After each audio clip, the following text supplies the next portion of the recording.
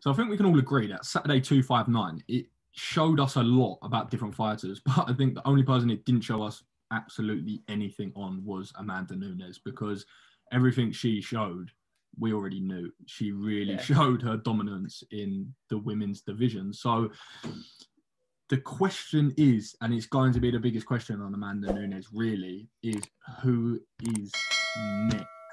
Yeah, well, we know she hits hard, so we've always got that. But Peña's out there talking a lot. She's saying a lot of things. What are your thoughts on this Peña situation? Well, this is the thing, right? So realistically, she's cleared out both divisions, and she's currently sitting as champ, number one pound for pound in the world. Now, Juliana Peña, it's a bit of one of them ones. To me, when it comes across, and I've all the sort of research I did into it, it comes across as someone who just wants that title shot and a payday.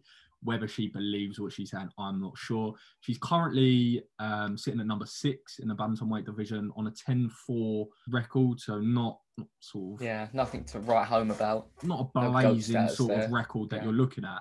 But basically, what was happening is she was meant to be fighting Holly Holmes. But Holmes.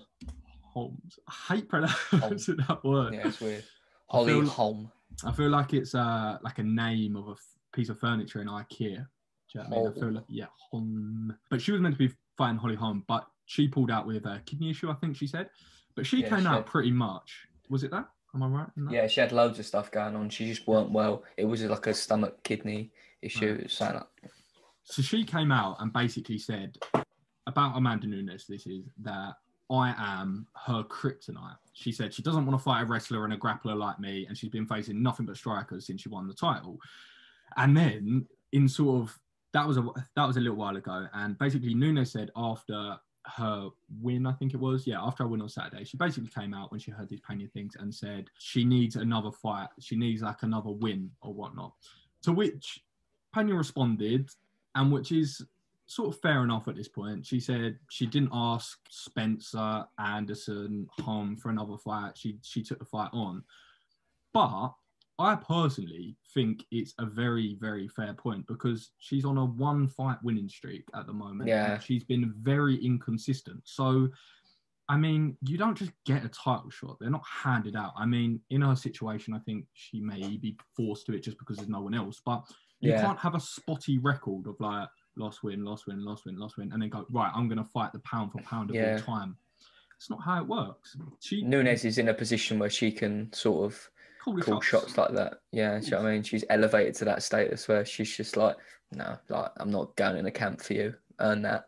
The one last point I'll make for Peña in her defense is, I mean, she said about Nunes not wanting to, she was her kryptonite because she's such a good wrestler and grappler. She does have a win over Sarah McCann, who is a silver medal Olympian, so which is impressive.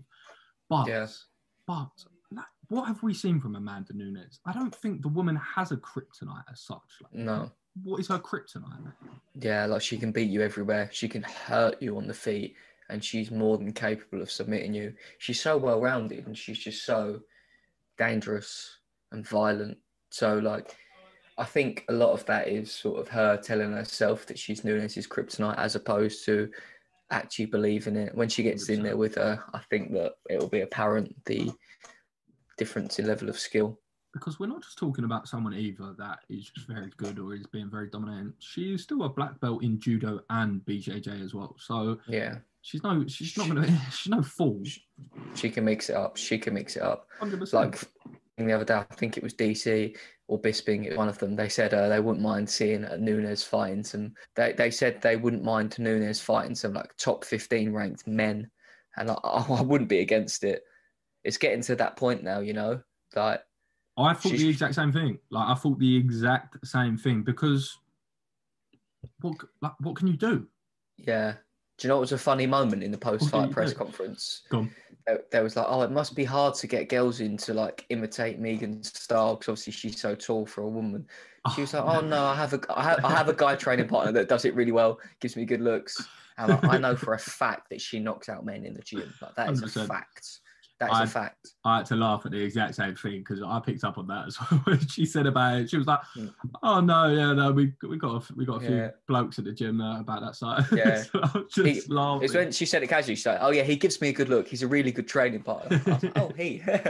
So yeah, she can compete with men, I think. The dangerous thing I think about her, above all else, and which sort of discredits what Pena is saying even more so, is she has not let her foot off the gas. She has been full throttle, and it's so dangerous because she's cleared out both divisions. She's a champ. She's defended both belts. She's pound for pound #1 in the world, but she still goes at it like she has before. So where I would maybe say you have a case in point to say she's got flaws a couple of years ago, and maybe she relied a little bit more on just that sort of erratic power that we're sort of used to. I just don't think that's there anymore. Like, I feel like her game is so well calculated. She has so much experience that she just throws hands like Saturday when she knows that's a fine thing to do. I don't feel like if she had very strict competition in front of her, which is going to pose a real threat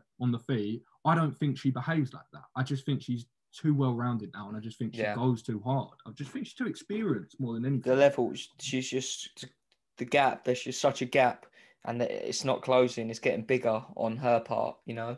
So interesting to see how it all plays out for the Lioness.